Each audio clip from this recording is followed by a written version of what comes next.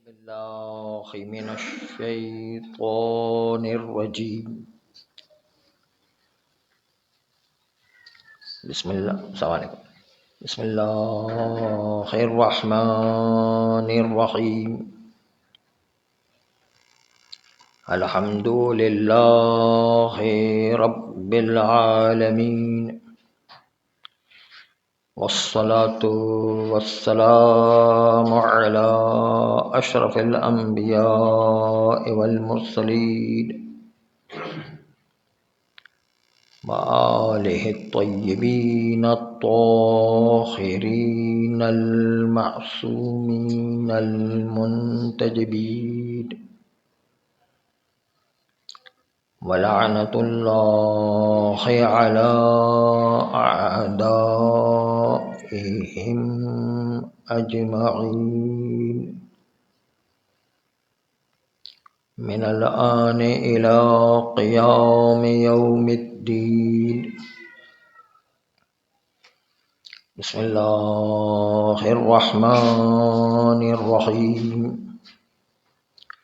إن الله وملائكته يصلون على النبي يا أيها الذين آمنوا صلوا عليه وسلموا تسليما. صلاة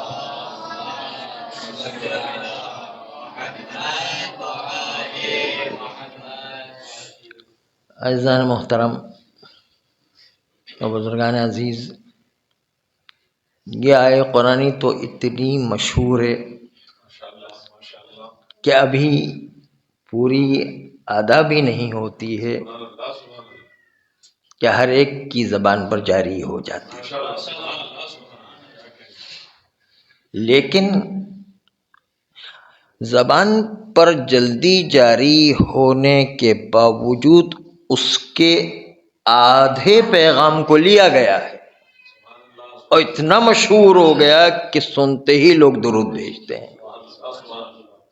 صلو علیہ، اس تک تو عمل ہو رہا ہے، وسلموا تسلیما پر عمل نہیں ہو رہا ہے. آدھی آیت پر، آدھی بات پر تو عمل ہو رہا ہے کہ جیسے ہی یہ آیت جاری ہوتی ہے درود لوگوں کی زبان پر خود بخود آ جایا کرتا ہے. اور درود کی فضیلت، درود و نعرے کی فضیلت تو آپ کو پتہ ہی ہے کہ جو ہے درود انسان کے دلوں سے نفاق کو دور کرتا ہے اور جو ہے مومنین کے دل میں حوصلہ بڑھاتا ہے. تو دوسری طرف سے دشمنان اہل بیت کے دلوں میں مومنین کی روب چھایا جائے.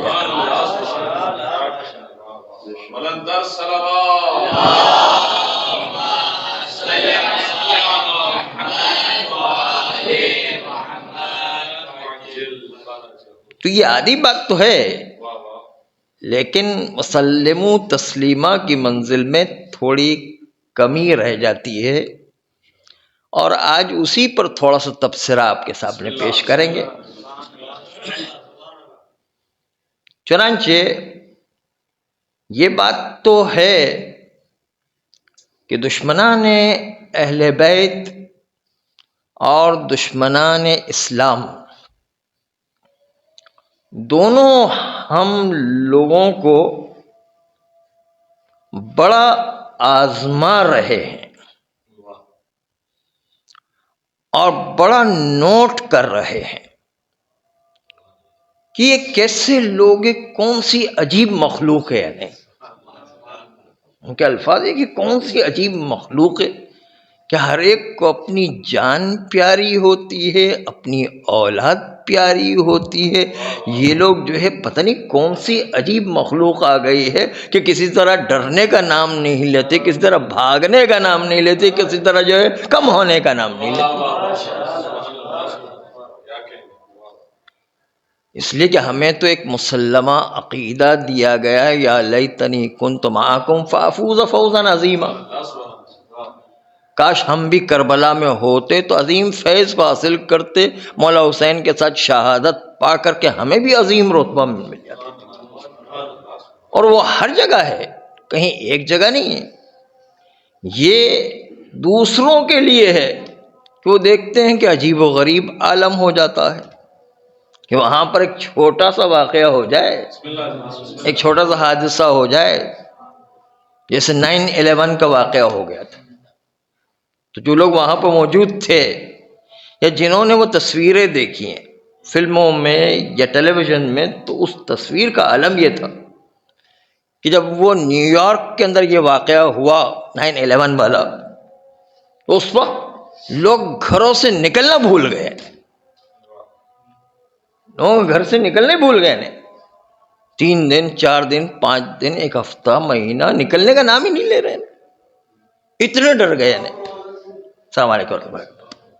اتنے ڈر گئے کہ جو ہو کا عالم تھا، نہ آدم نہ آدم ذات کوئی نظر ہی نہیں آتا، جبکہ نیو یارک وہ جگہ ہے کہ جہاں پر اتنا رش ہوا کرتا ہے، اتنا رش ہوا کرتا ہے کہ ایسا لگتا ہے زمین سے آدمی ابل ابل کر کے آ رہے ہیں، لیکن اس کے باوجود جو وہاں پر ہو کا عالم ہو گیا، نہ آدم نہ آدم ذات، بالکل اتنے ڈر گئے ہیں وہ لوگ۔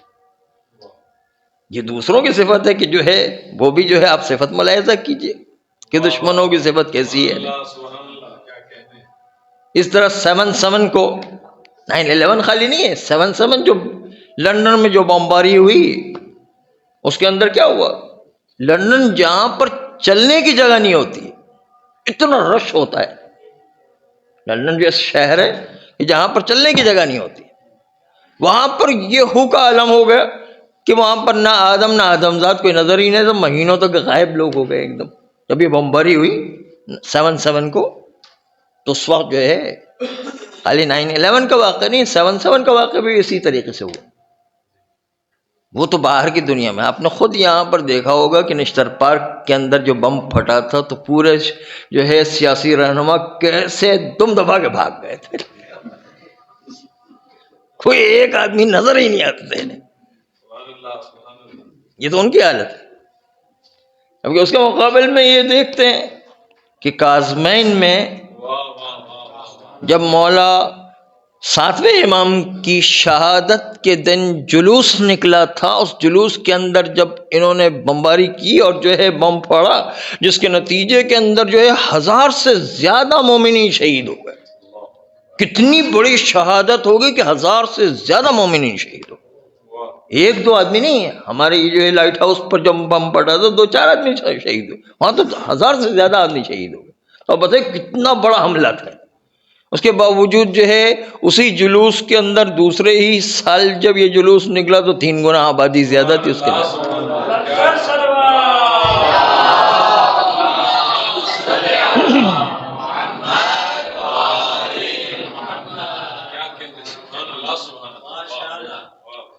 اسی طرح کربلا میں دیکھیں عاشور کے دن جو بم پھٹا تھا اور جو کیفیت وہاں پر بنائی گئی داعش کی طرف سے، کیسی کیسی دھمکیاں آئی ہوئی تھی کہ ہم جلوس کو کیا کر دیں گے، دھمکیاں بھی آئی ہوئی تھی اور جلوس میں بم پھٹا بھی ہے۔ اس کے باوجود کربلا میں بھی 3 سال پہلے کی بات ہے، 3 سال پہلے کی بات ہے کہ جب جو بم پھٹا عاشور کے دن کربلا کے اندر جلوس کے اندر، تو اس کے باوجود کتنے شہید ہو گئے، لیکن اس کے باوجود دیکھتے ہیں کہ کربلا میں نہ صرف یہ کہ کم ہوئے بلکہ جو ہے 10 گنا افراد زیادہ ہو جاتے ہیں کہ کاش ہمیں بھی جو ہے مولا حسین کے ساتھ شامل ہونے کا یہ فضیلت اور فوز عظیم حاصل ہو جائے۔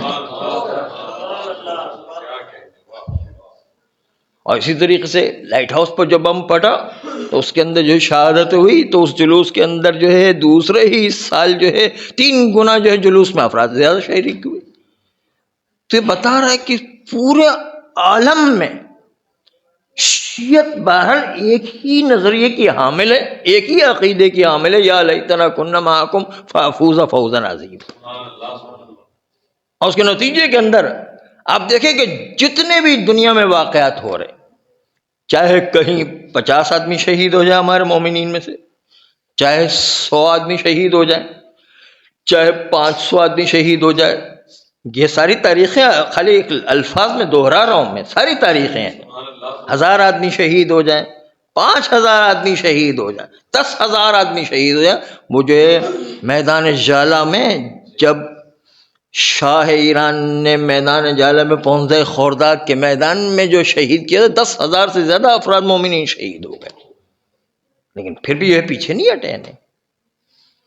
یہ ساری تاریخ ہماری بتا رہی ہے کہ شیعت ایک ہی نظریے کی حامل ہے، اور اس کے نتیجے کے اندر کوئی خوف محسوس نہیں ہوتا، اور جو ہے یا لیتنی کننا معکم فافوز فوزا عظیما کا ایسا نظریہ ہے کہ جس کی سے ہم رشک کرتے ہیں ان شہداء پر جنہوں نے جان دے دی ہے۔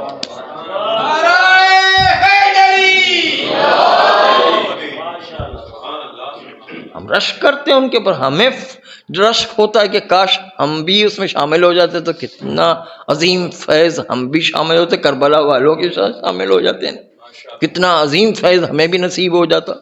ہم تو فخر کرتے ہیں ان شہداء پر کہ ان کو کتنا عظیم رتبہ مل گیا، کاش ہمیں بھی وہ رتبہ مل جائے۔ اور ہم میں سے ہر ایک کا عقیدہ اور نظریہ پہلے سے ہی بٹھایا گیا، اور حقیقت بھی یہی ہے۔ چنانچہ ہم میں سے کوئی ڈر نہیں پا رہا ہے، لیکن اب یہ لیکن سے آپ سنیے گا، لیکن دشمن کے دیکھنے کی نگاہ الگ ہوا کرتی ہے۔ یہ تو ہم اپنی نگاہ سے دیکھ رہے ہیں، دشمن کے دیکھنے کی نگاہ الگ ہے۔ ہر آدمی کے دیکھنے کی نگاہ الگ ہوا کرتی ہے، ہر آدمی کے بیٹھنے کا انداز بھی الگ ہوا کرتا، اور ہر آدمی کے لیے واقعات ایک جیسے نہیں ہوا کرتے۔ ایک آدمی کو جو انتہائی گرمی کے موسم میں بیٹھا ہوا بہت گرمی لگ رہی ہے، تو دوسرا ڈبل نمونیا کا شکار، اس کو گرمی بھی سردی لگے گی۔ تو ہر ایک کی اپنی حالت ہوتی ہے، ہر ایک کے دیکھنے کا الگ انداز ہوا کرتا ہے، ہر ایک کی کیفیت و زاویہ الگ ہوا کرتا ہے۔ یہ تو ہم اپنی زاویے سے دیکھ رہے تھے، لیکن وہاں دشمن بھی تو دیکھ رہا ہے، وہ خود حیران ہے کہ یہ کیا ہو رہا ہے، کہ ساری دنیا کے لوگ ڈر رہے ہیں، ساری دنیا کے لوگ اپنی جان بچانے کی فکر میں ہوتے ہیں، اپنی اولاد کو بچانے کی فکر میں ہوتے ہیں، اپنے سے بھی زیادہ اپنی جان کے اپنی اولاد کو بچانے کی فکر میں ہوتے ہیں۔ یہ کون سی عجیب مخلوق دنیا میں آ گئی؟ وہ ہمیں کہتا ہے عجیب مخلوق ہے، یہ تو فطرت کے خلاف جو ہے اپنی جان کو بھی پرواہ نہیں کرتے، اپنی اولاد کی جان بھی پرواہ نہیں کرتے۔ یہ کون سی عجیب دنیا میں مخلوق آ گئی؟ وہ حیران و پریشان ہے، یہ کون سی عجیب مخلوق آ گئی؟ تو وہ بڑے حیران ہیں کہ یہ کیا ہو رہا ہے، اور وہ چاہتے ہیں کہ کسی طرح دوسروں کے ساتھ ہم بھی برابر ہو جائیں، بالکل ان کی طرح ہم بھی ڈرنے لگ جائیں، ہم بھی خوف زدہ ہو جائیں، ہم بھی دوسروں کی طرح بھاگنے والے ہو جائیں، ہم بھی دوسروں کی طرح جو ہے اپنی اولاد کی حفاظت کرنے والے، اپنی جان کی حفاظت کرنے والے، اپنے آپ کو بچانے والے ہو جائیں۔ یہ کون سی مخلوق ہے کہ جو ہے نہ تو خود ڈرتے نہ ان کی اپنی اولاد کی جان کی فکر ہوا کرتی؟ یہ کون سی مخلوق دنیا میں آ گئی؟ وہ بڑے حیران و پریشان ہیں، اور اس کی وجہ سے وہ سوچ رہے ہیں کہ یہ کیا چکر ہے، سمجھ میں نہیں آ رہا۔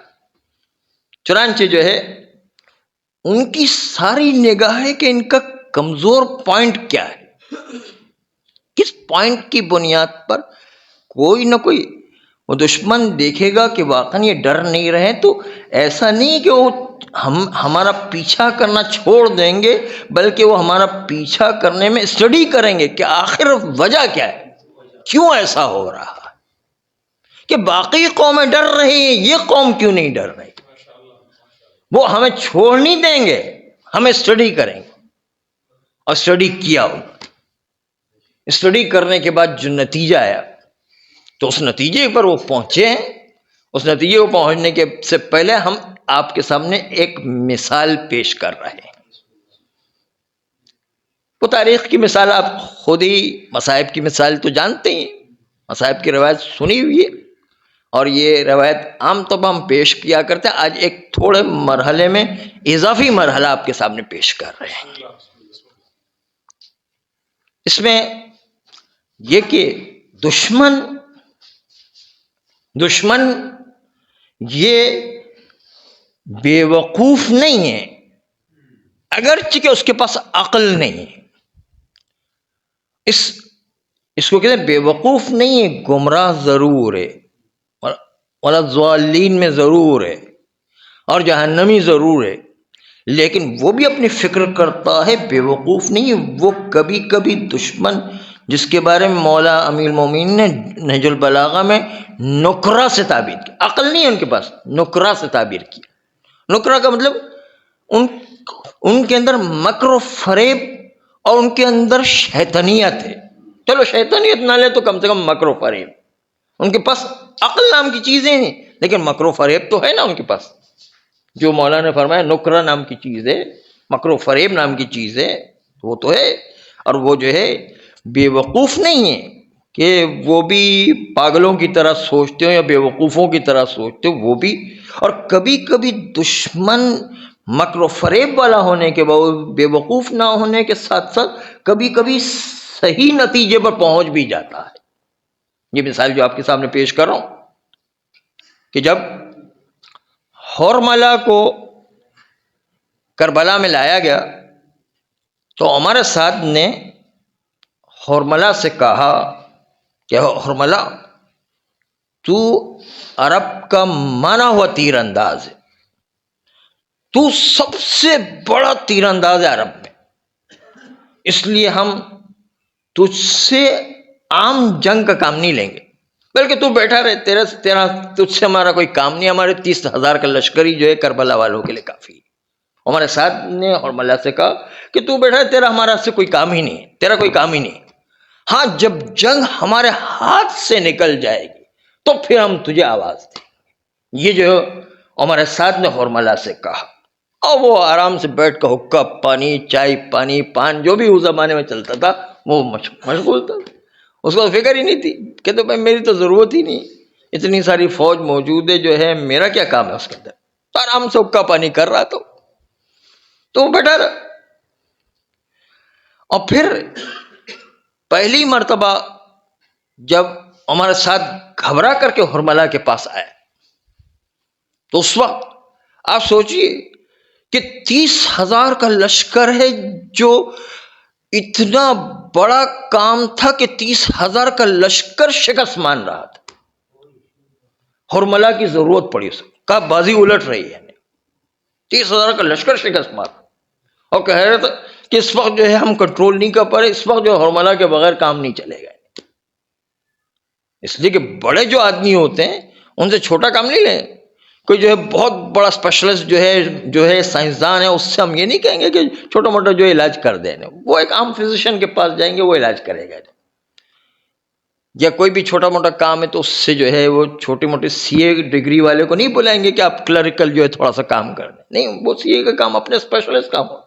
تو یہ اسپیشلسٹ اپنے جنگ کے اسپیشلسٹ جو تیر اندازی کا سب سے بڑا ماہر ہے.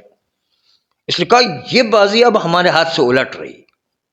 پہلی مرتبہ وہ مولا عباس جب پانی لینے کے لیے گئے، اس وقت نہیں، جب واپسی ہو رہی تھی مولا عباس کی، اس وقت ایک تیر تو جناب حضرت علی اصغر کو لگا، آخری تیر جو ہے مولا حسین کی پیشانی پر حرملہ نے ماری. یہ جو پہلا تیر تھا مولا عباس کے لیے، جب جو ہے مولا عباس پلٹ کر کے آ رہے تھے تو اس وقت مولا عباس کے دائیں بازو بھی کٹ چکا تھا، بائیں بازو بھی کٹ چکا تھا، اور پھر بھی جو ہے مولا عباس کی گھوڑے کی رفتار جو ہے نہ کم ہو رہی تھی، نہ حضرت عباس کو کوئی گرا پڑ رہا تھا. تیر پر تیر جو بدن پڑتے جا رہے تھے، لیکن اس کے باوجود مولا عباس جو ہے گھوڑے پر سنبھلے اور مسلسل جو ہے خیمے کی طرف جا رہے. تو اس وقت جو ہے ہمارے ساتھ گھبرا کر کے حرملہ کے پاس آیا اور کہا حرملہ، اس وقت جنگ ہمارے کنٹرول سے باہر نکل گئی، کسی طرح بھی اگر پانی خیموں میں پہنچ گیا تو ہماری شامت ہے. اس لیے کہ بغیر پانی کے لوگ اتنا زبردست لڑ رہے ہیں، تو پانی پہنچ گیا تو کیسی جنگ لڑیں گے. اسے پانی کسی طریقے سے جو ہے خیمے میں نہیں پہنچنا، کسی طرح پانی کو روکو ہے. عباس کو روکے نا، پانی کو روکو ہے. دشمن کی پوری کوشش تھی کہ پانی کو کسی طریقے سے جو ہے خیموں میں نہ پہنچنے دیں، مولا حسین کے خیمے میں پانی کسی طریقے سے نہ پہنچے. عباس سے اتنا واسطہ نہیں، پانی سے زیادہ واسطہ کہ پانی کسی طریقے سے خیموں میں نہ پہنچے. تو اس وقت ہمارے ساتھ گھبرا گیا اور کہا کہ پوری فوج میری 30,000 کا لشکر ہے، لیکن پھر بھی مولا عباس کو روک نہیں پا رہی.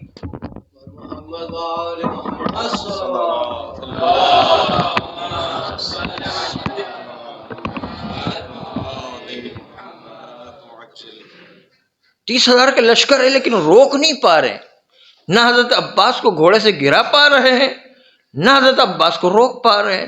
تو وہ ہمارے ساتھ گھبرا گیا کہ یہ تو پانی پہنچ کر رہے گا، اس طرح تو پانی پہنچ گیا اور تو پھر مولا حسین کا لشکر پھر دوبارہ اتنا زندہ ہو جائے گا اور ان سے پھر مقابلہ کرنا آسان نہیں ہوگا۔ اس لیے کہا پانی کسی طریقے سے خیموں میں نہیں پہنچنا چاہیے، گھبرا کیا ہے۔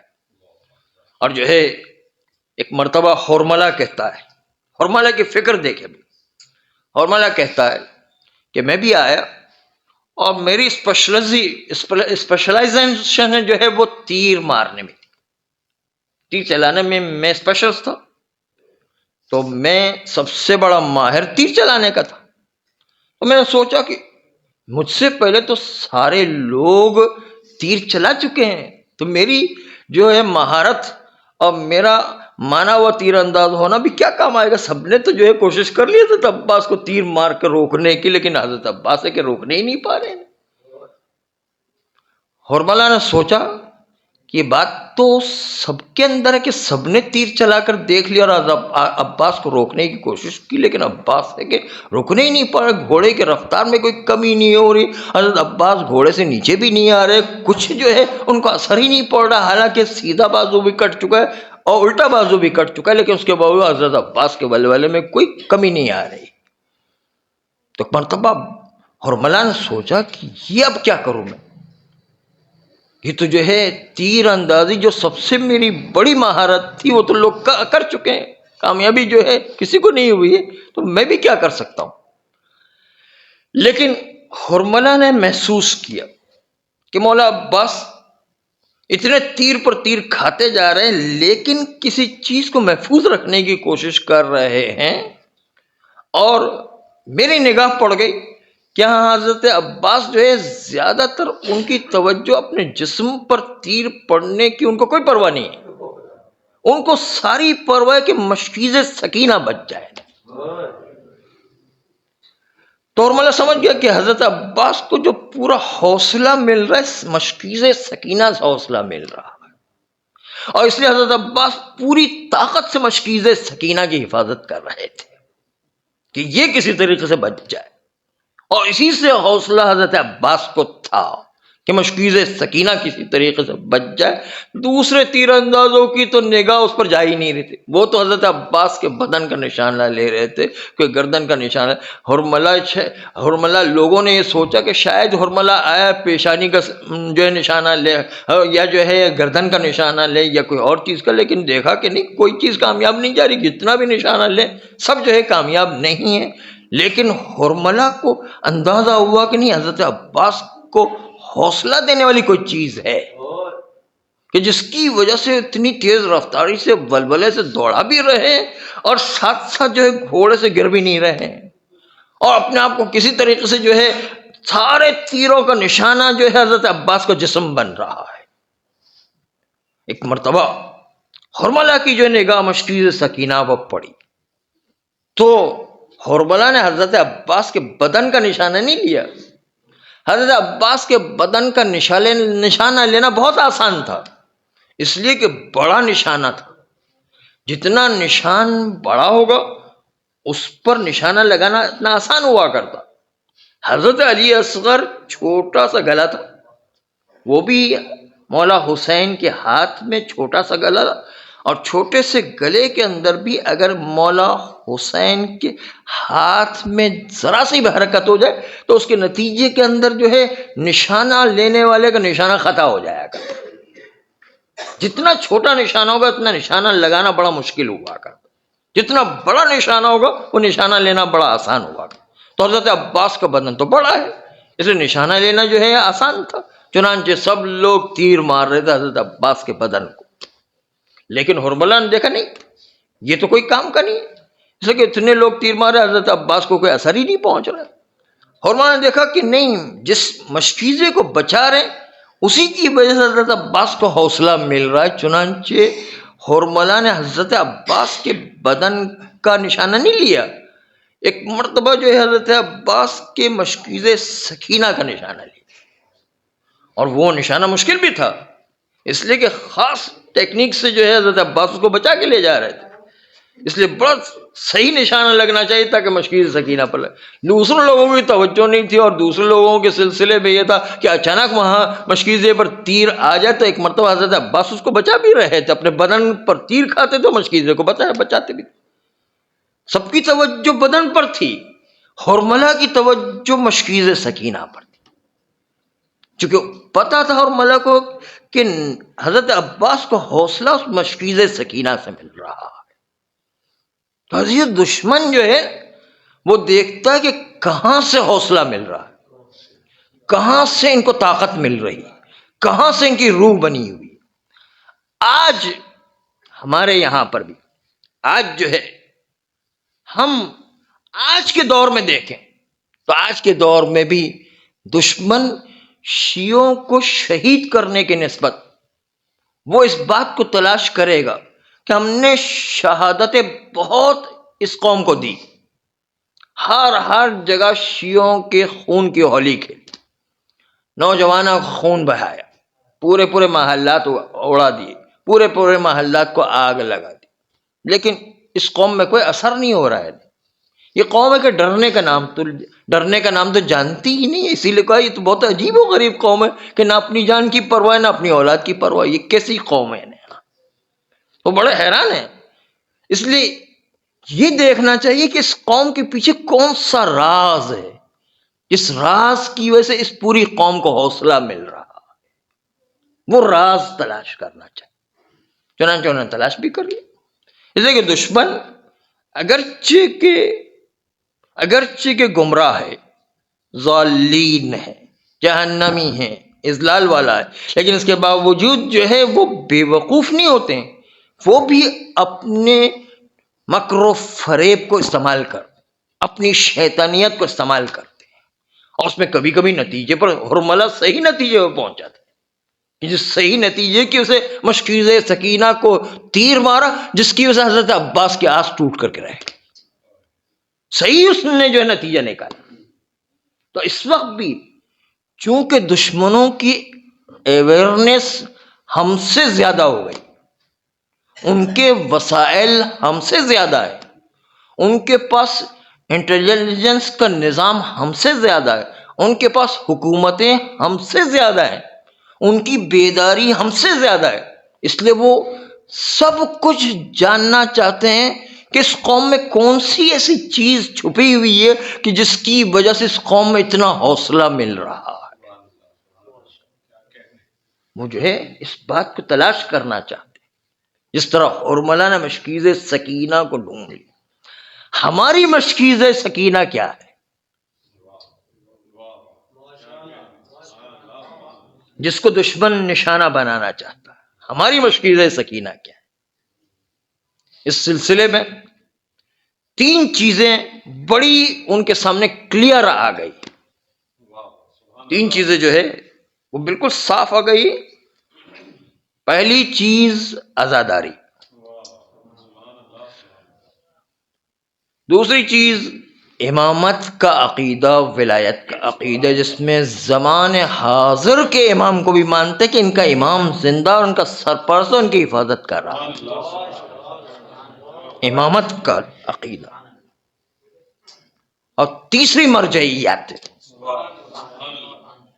یہ تین چیزیں ان کو پتہ چل گئی کہ یہ بڑی خطرناک چیزیں ہیں، جس کی وجہ سے ان کو حوصلہ مل رہا ہے، اور اس کربلا نے اور امامت نے اور مرجعیت نے اس قوم کو زندہ رکھا ہوا ہے۔ لیکن عزیزو، تین چیزوں میں جو اتنی بات تو آپ کو مقدمے کے طور پر، اصل بات اب سے شروع ہو رہی ہے، اب جو توجہ کرنے کی ضرورت ہے۔ تین باتیں جو ہے یہ تو ابھی تک مقدمہ چل رہا تھا، ذیل مقدمہ اب یہ ہے کہ تین چیزیں جو سامنے ان کے آئی ہے، ان میں سے وہ پھر تجزیہ کرتے ہیں اور جائزہ لیتے ہیں کہ ان میں سے سب سے طاقتور کیا چیز ہے، اس کے بعد کون سی طاقتور چیز ہے، اور سب سے کمزور کیا چیز ہے۔ تو سب سے پہلے جو کمزور چیز ہوتی ہے اس پر پہلے زیادہ حملہ ہوتا ہے، ٹارگٹ ہوا کرتا۔ انہوں نے دیکھا عزاداری سب سے طاقتور چیز ہے، یہ شیعوں کے پاس سب سے طاقتور چیز عزاداری، اس لیے کہ سب کے سب اس پر متفق ہے، کسی کو کوئی اختلاف نہیں ہے۔ سارے گروپ جتنے بھی ہیں ان میں سے کسی کو بھی جو ہے عزاداری پر کوئی اختلاف نہیں ہے، اس لیے عزاداری تو سب سے زیادہ طاقتور چیز ہے، جو سب سے زیادہ طاقت شیعت کو دے رہی ہے، کربلا۔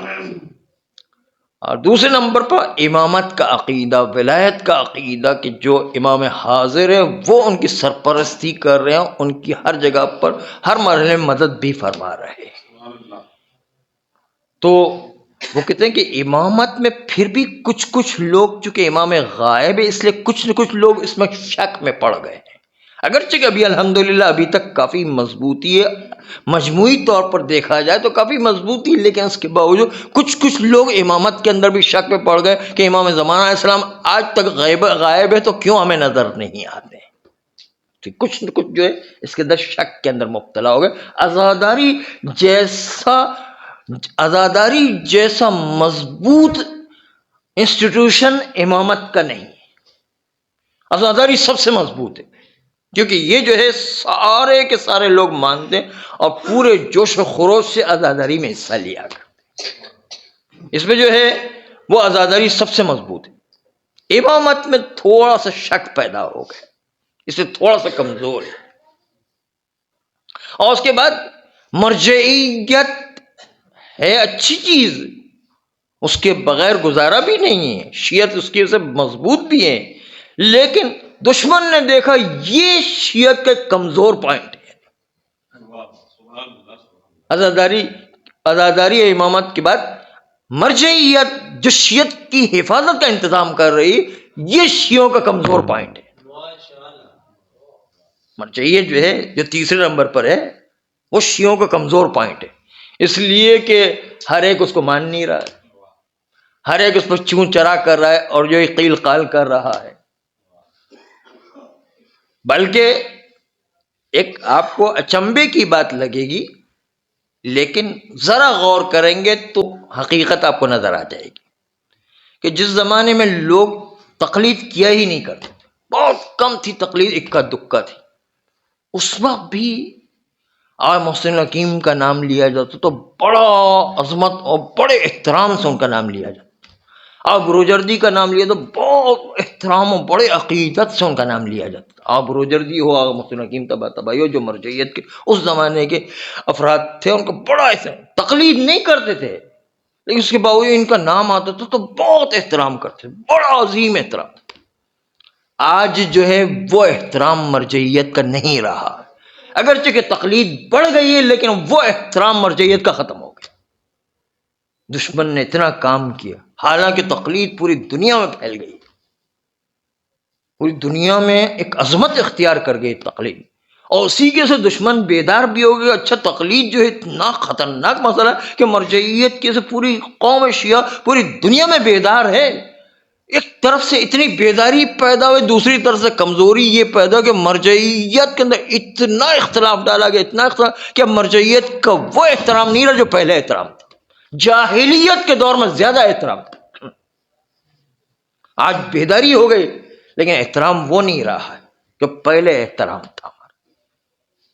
ہم خود بچپنے میں دیکھتے تھے کہ اگر کسی مرجع کی تقلید، آغا بروجردی کی یا آغا محسن حکیم طباطبائی کسی جگہ پر تصویر ہوا کرتی تو اس کے سامنے ایسا ڈرا کرتے تھے بچے کہ جیسے امام وقت کے سامنے جاتے ہوئے ڈرتے ہیں، اس طرح تصویر کے سامنے جاتے ہوئے ڈرتے تھے، اتنا احترام تھا مرجعیت کا، اتنا مقدس شمار کیا جاتا، حالانکہ جاہل تھے، تقلید نہیں کرتے، تقلید نہ کرنے کے باوجود مرجعیت کا اتنا احترام، تو وہ احترام بہت مضبوطی کا سبب تھا مرجعیت کے، اگرچہ کہ تقلید نہیں کرتے تھے لیکن وہ مضبوطی کا سبب تھا، کیونکہ ایک آواز لگاتے پوری شیعہ قوم اٹھ جاتی تھی، کیونکہ احترام برقرار تھا نا، چاہے وہ تقلید کرے یا نہ کرے ہر شیعہ آتا تھا۔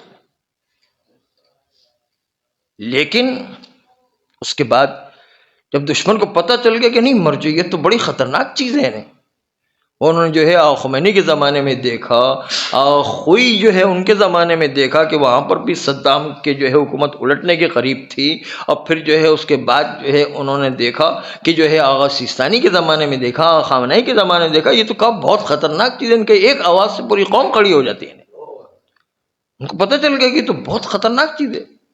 اور ہم قصہ بھی سنایا کرتے ہیں، وقت کی کمی کے اسے چھوڑ دیتے ہیں، لیکن بہرحال وہ لوگوں کو پتہ چل گیا کہ یہ جو ہے بڑی خطرناک چیز ہے. لیکن اس مرجعیت کے انسٹیٹیوشن میں کمزوری ہے کہ سب کے سب شیعہ اس کو نہیں مان رہے. یہ ایک چھوٹا لفظ ہم نے کہا، اس سے بڑا لفظ آ گیا کہ اب جو ہے شیعت میں مرجعیت پر جگہ جگہ اختلافات پیدا کیے جا رہے. یہ بھی چھوٹا لفظ ہے. مرجعیت میں جگہ جگہ مرجعیت پر اعتراض کیے جا رہے، یہ بھی چھوٹا لفظ ہے. مرجعیت کو گالم گلوچ کر رہے ہیں، یعنی یہ اتنا لفظ بڑا ہو گیا ہے، کتنا نقصان ہو گیا ہے، کتنا خطرناک نقصان ہو چکا ہے. تو آپ نے دیکھا یہ خطرے میں بھی اس وقت بہت زیادہ خطرہ ہے، کم خطرہ نہیں ہے. اس وقت جو ہے دشمن جس طریقے سے چل رہا ہے، مرجعیت ہر جگہ پر، یعنی وہ بھی ایک جگہ پر نہیں، ہر جگہ پر آپ چلے جائیں وہاں پر گالم گلوچ، اختلافات اور مرجع کو برا بھلا کہنا شروع ہو چکا ہے. یہ آپ اپنے ذہن میں یہ تصور نہ رہے کہ پہلے والے مرجعیت کا سسٹم اب بھی مضبوط ہے، اندر سے اتنی کمزوری پیدا ہو گئی. تو دشمن نے کیسا حملہ کیا مرجعیت پر؟ ہماری مشکیز سکینہ مرجعیت تھی، ہم نے کون سی حفاظت کی ہے؟ ہم نے اپنی جان پر کھیل کر اس مرجعیت کی حفاظت کی. حضرت عباس نے اپنی جان پر کھیل کر مشکیز سکینہ کی حفاظت کی تھی. ہم نے کون سی حفاظت کی ہے؟ اور ہم سے کتنی بڑی غلطی ہو رہی کہ ہم اپنی مشکیز سکینہ کو نہیں سنبھال پا رہے، اس کا کتنا بڑا نقصان ہو رہا. لیکن یہ عزاداری ایک ایسی چیز ہے کہ جو امامت کو بھی بچاتی ہے اور مرجعیت کو بھی بچاتی ہے.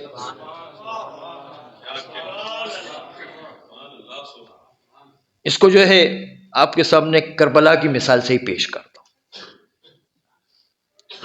شہزادی زینب سلام اللہ علیہا، ایک درود بھیجیے.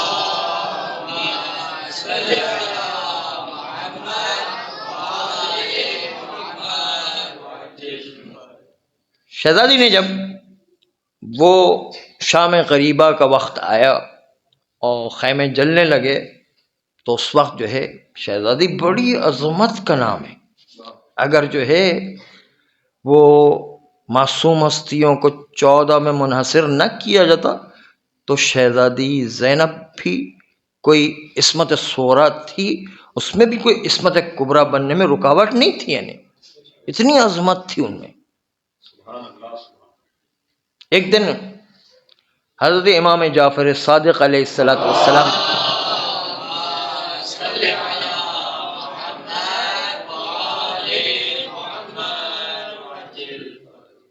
ان کی والدہ گرامی جو حضرت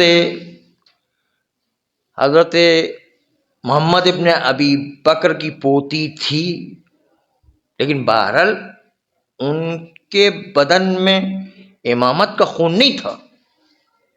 محمد ابن ابی بکر جس کو مولا علی نے اپنا بیٹا کہا، محمد ابن ابی بکر ان کی پوتی تھی، چھٹے امام کی والدہ ام حمیدہ جو ہے، ایک نام جو ہے آپ نے سنا ہوگا. تو یہ ایک دن خانہ کعبہ کے حجر اسود کا بوسہ لے رہی تھی. جب بوسہ لے رہی تھی تو ذرا عجیب انداز سے امام کی والدہ نے بوسہ لیا، تو ایک نے آ کے امام کی والدہ پر اعتراض کیا کہ یہ تو آپ کو بوسہ لینا صحیح نہیں، یہ تو بدعت و شرک ہے، نہیں یہ تو صحیح نہیں ہے، آپ نے غلط کام کر. تو ایک مرتبہ چھٹے امام کی والدہ نے اس کو اعتراض کرنے والے کو ڈانٹ دیا اور کہا کہ ہم میں بنی ہاشم کا خون ہے، ہمیں جو ہے دین سکھا رہے ہو، دین تو ہمارے ہی گھر سے چلا، ہم جو عمل کریں گے وہی دین ہوگا.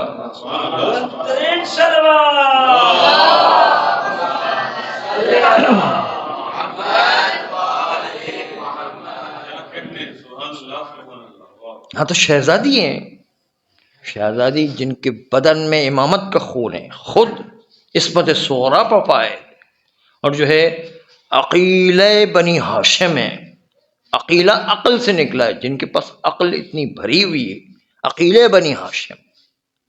اور جو چھٹے ساتویں نہیں پانچویں چوتھے امام نے کہا بھی کہ انت عالمۃ غیر معلمہ، آپ وہ عالمہ ہے کہ جس کے اندر معلم کی ضرورت نہیں ہے، آپ جو ہے عالمۃ غیر معلمہ ہے. وفہیمۃ غیر مفہمہ، اور آپ وہ فہیمہ اتنی ادراک و عقل و سمجھ رکھتی ہے کہ جس کو کوئی مفہمہ ہو، کوئی استاد ہو، کسی جو ہے سمجھانے والے کی ضرورت نہیں ہے. نہیں، یہ دونوں خطاب جو ہے شہزادی زینب کو ملے، عقیلہ بنی ہاشم، عالم غیر معلمہ، فہیمۃ غیر مفہمہ.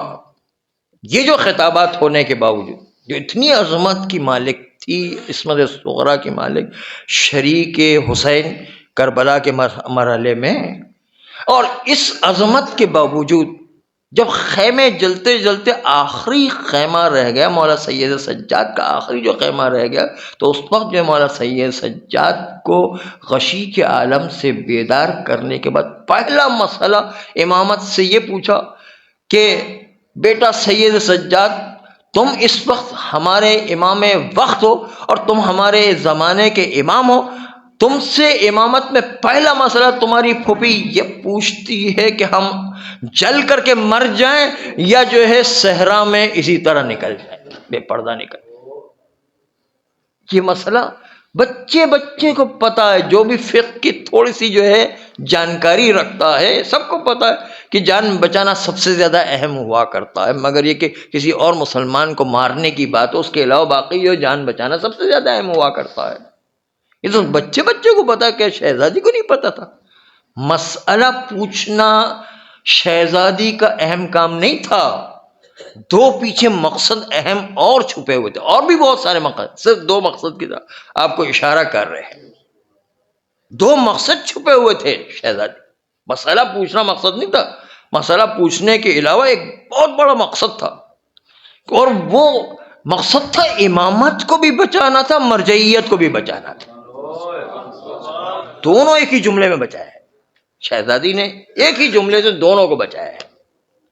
اس لیے کہ آ کر کے شہزادی نے یہ جملہ کہا کہ آپ ہمارے امام وقت ہیں، اور آپ سے پہلا مسئلہ آپ کی امامت میں یہ پوچھ رہی ہوں کہ جل کر کے مر جائیں یا صحرا میں نکل جائیں اور جان بچائیں، کون سا مسئلہ اپن کریں. یہ مسئلہ پوچھنے کا مطلب یہ تھا کہ آنے والی نسلوں کو اور شیعت کو پتہ چلے کہ شہزادی نے جب چھٹے امام، جب سید سجاد کو چوتھا امام مان لیا، اپنے زمانے کا امام مان لیا، اس کا مطلب ہے کہ مولا حسین کی شہادت واقع ہو گئی.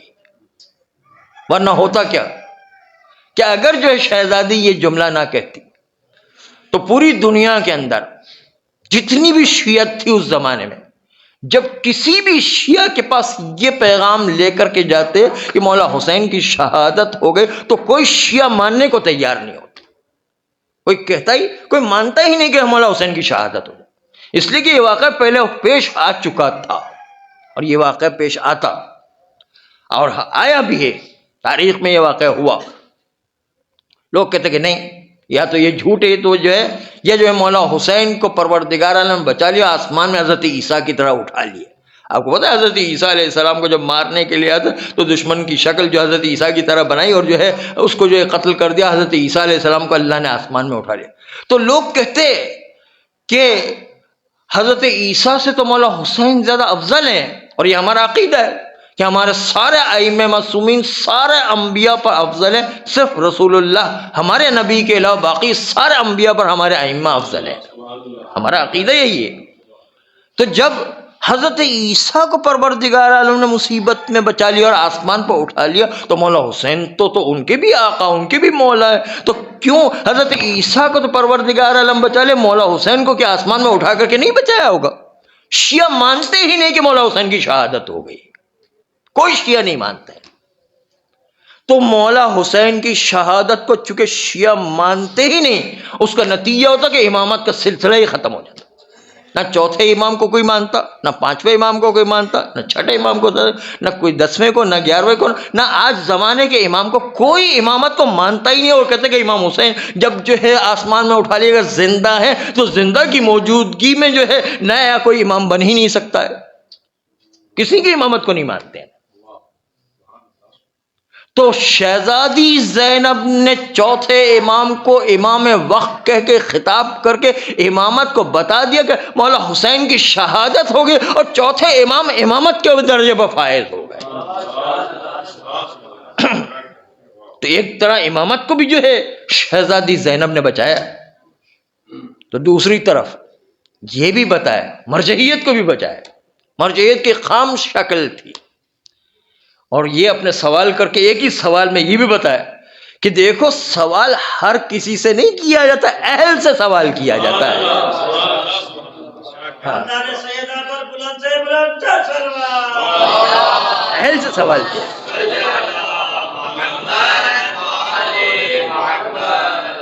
سوال نا اہل سے نہیں کیا جاتا ہے، سوال جو اہل ہوتا ہے، جو حجت خدا ہوا کرتا ہے، حجت خدا سے سوال کیا جاتا ہے کہ آپ بتائیے کہ اس وقت حکم خدا کیا ہے۔ اس لیے آج کی دنیا میں ایک خام جو ہے وہ مرجعیت تھی اس زمانے کے اندر جو ابھی ابھر رہی تھی، اس کے نتیجے کے اندر آج بھی دنیا والوں کو بتانا ہے کہ دیکھو تم پر جو حجت ہے اس سے جا کے سوال کرنا ہے کہ حکم خدا کیا ہے۔ اس وقت آپ کو ہر ایک سے سوال نہیں کرنا ہے، سوال وہ جو آپ کے اوپر حجت ہے، حجت ہے اس سے جا کے سوال کرنا ہے، ہر ایک سے سوال نہیں کرنا ہے۔ چنانچہ شہزادی نے اپنے ایک ہی سوال میں امامت کو بھی بچایا۔ کربلا ایسی عظیم چیز ہے جو امامت کو بھی بچا رہی ہے، ویسے تو پورے اسلام کو بچا رہی ہے، لیکن خصوصی طور پر امامت کو بھی بچایا شہزادی زینب نے، اور مرجعیت کے خام نظام کو جو اصل تھا اس کو بھی جو ہے شہزادی زینب اپنے ایک سوال سے بچا لیا، دونوں کو بچا لیا۔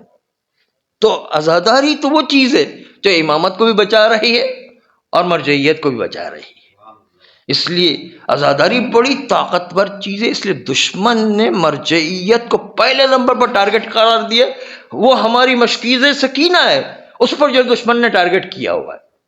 یہ تینوں چیزیں ٹارگٹ میں ہیں، لیکن انڈر ٹارگٹ ہونے کے باوجود سب سے زیادہ ان کو پتا ہے کہ مرجعیت کمزور ہے، اس لیے اس پر حملہ کرو۔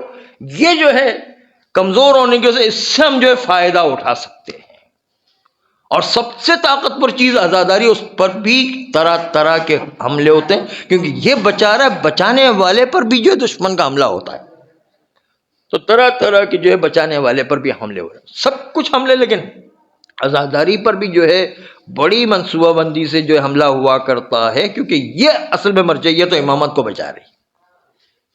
چنانچہ ہمیں ان تینوں چیزوں کو مشکیز سکینہ کی طرح، جیسے حضرت عباس نے اپنی جان کی بازی لگا مشکیز سکینہ کی حفاظت کی، ہمیں بھی اپنی جان اور ہر چیز کی قربانی دینا۔ ہم میں سب کچھ شہادت واقع ہے، ہمارا بچہ بچہ کٹ میں رہے، لیکن ان تینوں چیزوں کی حفاظت سے شیعت باقی ہے۔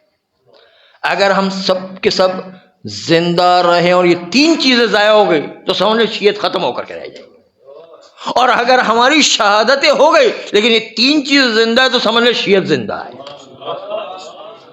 یہ اتنی امپورٹنٹ چیزیں ہیں کہ ہمارے مشکیز سکینہ کی طرح، آج کے زمانے کی مشکیز سکینہ۔